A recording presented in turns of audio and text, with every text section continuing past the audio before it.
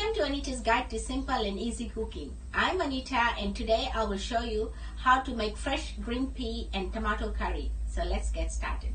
I've got here 4 cups of fresh green peas, 1 can of diced tomatoes, 1 cup of hot water, 1 medium onion chopped, 4 tablespoons of oil, 2 sprigs of curry leaves which I have chopped, half a teaspoon each of cumin and mustard seeds, 5 cloves of grated garlic, salt to taste, 1 teaspoon of chili powder, 2 tablespoons of curry powder and 1 teaspoon of turmeric. Place a fry pan on medium heat, add oil and heat it.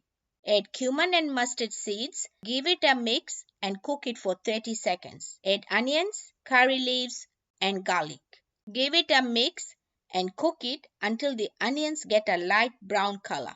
Add peas, turmeric, curry powder, chili powder and 1 teaspoon of salt.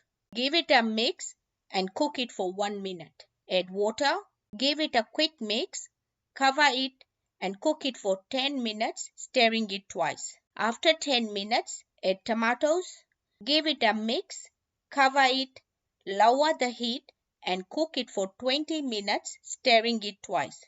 After 20 minutes, give it a mix, taste your salt and check to see if the peas are cooked.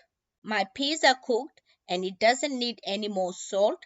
You can always add salt according to your taste. Turn the heat off and garnish it with some fresh or frozen coriander leaves. I'm using frozen coriander leaves. If you want to know how to freeze coriander leaves, I'll put a link below. My tomato and pea curry is ready and you can serve it with roti or rice. Enjoy. If you like this video, please give it a big thumbs up.